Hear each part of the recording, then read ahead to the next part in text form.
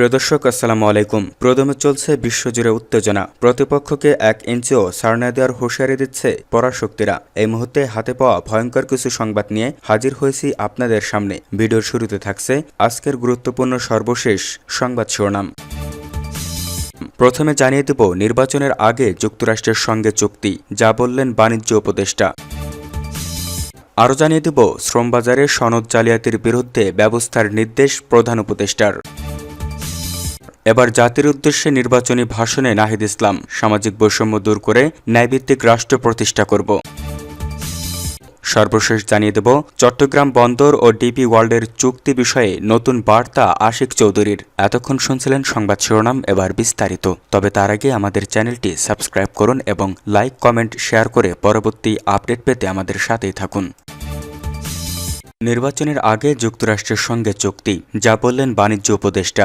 আসন্ন ত্রয়োদশ জাতীয় সংসদ নির্বাচনের মাত্র 3 দিন আগে যুক্তরাষ্ট্রের সঙ্গে একটি বাণিজ্য চুক্তি করতে যাচ্ছে অন্তর্বর্তী সরকার। সোমবার 9 ফেব্রুয়ারি যুক্তরাষ্ট্রের রাজধানী ওয়াশিংটন ডিসিতে স্বাক্ষরিত হতে যাচ্ছে বহুল আলোচিত এই চুক্তি। সরকারের বিদায় বেলায় এমন বড় এক চুক্তি নিয়ে এরই মধ্যে প্রশ্ন উঠেছে। প্রশ্ন ওঠার বড় কারণ, চুক্তির খসড়ায় কি আছে তা কেউ জানে না। চুক্তির সবকিছু গোপন রাখার বিষয়ে যুক্তরাষ্ট্রের সঙ্গে আগেই নন ডিসক্লোজার এগ্রিমেন্ট বা এনডিএ সই করেছে অন্তর্বর্তী সরকার। রোববার 8 ফেব্রুয়ারি সচিবালয়ে সমসাময়িক ইস্যুতে সাংবাদিকদের সঙ্গে আলাপকালে এসব প্রশ্নের মুখোমুখি হন অন্তর্বর্তী সরকারের বাণিজ্য এবং বেসামরিক বিমান পরিবহন ও পর্যটন বিষয়ক উপদেষ্টা শেখ বশির উদ্দিন। এ ব্যাপারে তিনি বলেন, বাণিজ্য চুক্তি সম্পন্ন হওয়ার পর এর শর্তাবলী ও অন্যান্য বিষয় জনসম্মুখে তুলে ধরা হবে। নির্বাচিত সরকারকে চাপমুক্ত রাখতেই নির্বাচনে মাত্র 3 দিন আগে মার্কিন যুক্তরাষ্ট্রের সঙ্গে বাণিজ্য চুক্তি করে যাচ্ছে অন্তর্বর্তী সরকার।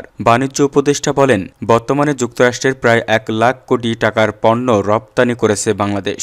এই গুরুত্বপূর্ণ বাজার ধরে রাখতে এবং সম্পর্ক আরও জোরদার করতে বোয়িং কোম্পানি থেকে 25টি উড়োজাহাজ কেনার সিদ্ধান্ত নেওয়া হয়েছে। এসব উড়োজাহাজ কিনতে ব্যয় হবে আনুমানিক 30 থেকে 35 হাজার কোটি টাকা। তিনি আরও জানান, যুক্তরাষ্ট্র বাংলাদেশের কাছে মোট 47টি উড়োজাহাজ কেনার প্রস্তাব দিয়েছিল, তবে আপাতত 25টি উড়োজাহাজ কেনার বিষয়ে সিদ্ধান্ত হয়েছে। এ সময় স্বাক্ষরের জন্য অপেক্ষায় থাকা নতুন এ বাণিজ্য চুক্তি অনুযায়ী বাংলাদেশের উপর যুক্তরাষ্ট্রের শুল্ক আরও কমবে বলেও আশা প্রকাশ করেন শেখ বশির উদ্দিন। বাণিজ্য উপদেষ্টা বলেন, আমাদের উপর যুক্তরাষ্ট্রের রপ্তানিতে 37% শুল্ক আরোপ করা হয়েছিল, যেটা আমরা আলোচনা করে 20% নামিয়েছিলাম। যদি আমাদের এই চুক্তিটা প্রকাশিত না হতো, আমরা নিশ্চিত বিশ্বাস যে আমরা 20%-এর চেয়েও কম পেতাম। দুঃখজনকভাবে আমরা ওখানে বিব্রত হয়েছি। বাংলাদেশই একমাত্র দেশ যেখান থেকে চুক্তির শর্তাবলী সারা দুনিয়াতে প্রকাশিত হয়েছে।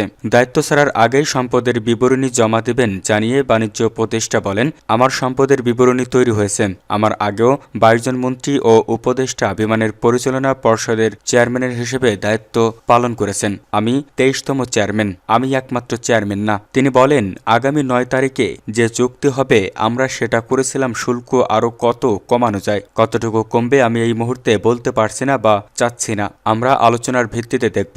আমরা ওভারঅল শুল্ক কমানোর চিন্তা করছি তা নয়। আমাদের প্রচেষ্টা রয়েছে যে মূল পণ্য গার্মেন্টস এই জায়গায় যেন আমাদের শুল্ক শূন্য হয়। আমরা সেই প্রচেষ্টায় এখনও রত রয়েছি।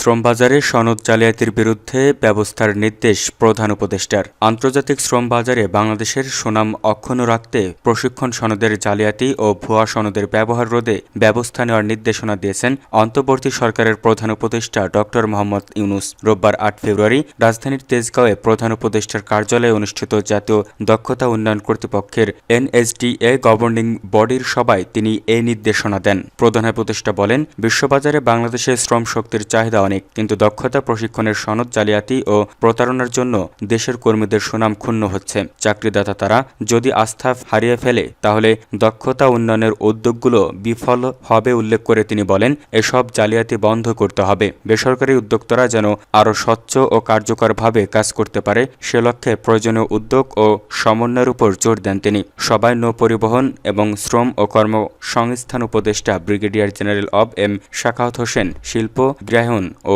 স্থানীয় সরকার উপদেষ্টা আদিলুর রহমান খানসহ বিভিন্ন মন্ত্রণালয়ের সচিব ও অন্যান্য ঊর্ধ্বতন কর্মকর্তারা উপস্থিত ছিলেন।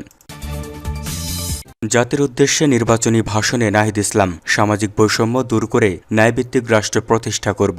সামাজিক বৈষম্য দূর করে ন্যায়ভিত্তিক রাষ্ট্র প্রতিষ্ঠার অঙ্গীকার করেছেন জাতীয় নাগরিক পার্টির এনসিপি আহ্বায়ক ও ঢাকা ১১ আসনের শাপলা প্রতীকের প্রার্থী নাহিদ ইসলাম। আজ রোববার ৮ ফেব্রুয়ারি সন্ধ্যা ৭টায় বাংলাদেশ টেলিভিশনে জাতির উদ্দেশ্যে দেওয়া ভাষণে তিনি এ অঙ্গীকার করেন। নাহিদ ইসলাম বলেন, স্বাধীনতার পর গত ৫৫ বছরে দেশে যে রাজনৈতিক ও সামাজিক বন্দোবস্ত গড়ে উঠেছে তার ভিত্তি ছিল বৈষম্য।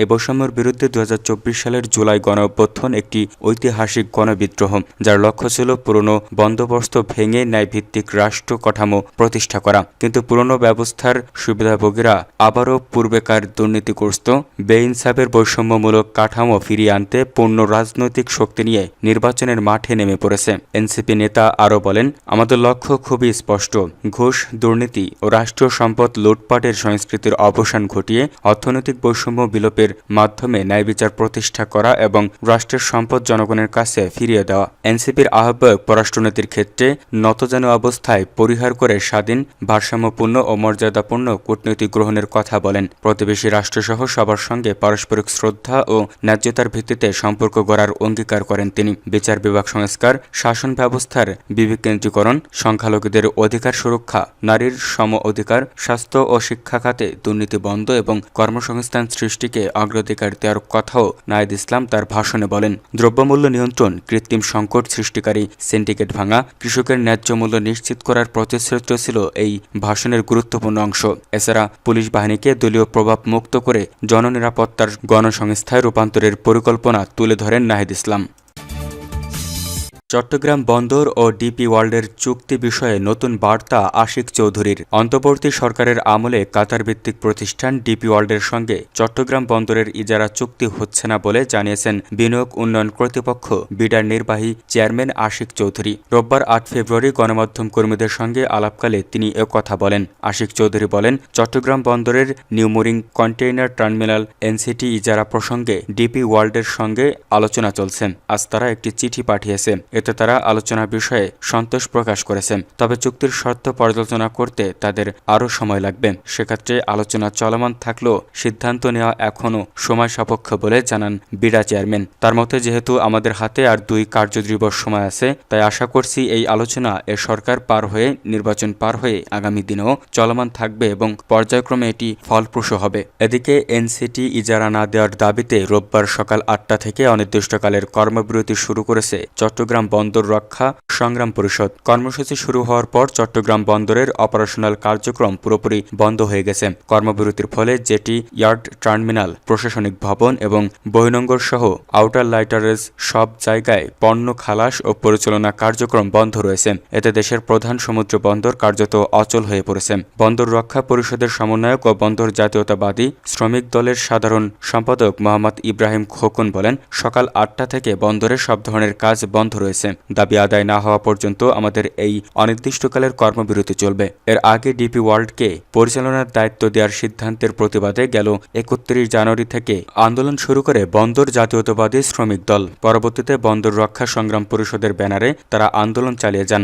অবস্থান কর্মসূচি, কর্মবিরতি সহ বিভিন্ন ধরনের কর্মসূচি পালন করে আসছেন বন্দরের কর্মীরা। প্রসঙ্গত, দেশের মোট রপ্তানির ৯১% হয় চট্টগ্রাম বন্দর দিয়ে। টানা আন্দোলন ও কর্মসূচির কারণে বন্দরের স্বাভাবিক কার্যক্রম কার্যত বন্ধ রয়েছে। এতে রপ্তানি খাতে বড় ধরনের ক্ষতির আশঙ্কা সৃষ্টি হয়েছে। পাশাপাশি রমজানকে সামনে রেখে আমদানি পণ্য খালাস না হলে গ্রাহক পর্যায়ে এর প্রভাব পড়বে বলেও আশঙ্কা বন্দর ব্যবহারকারীর ব্যবসায়ীদের।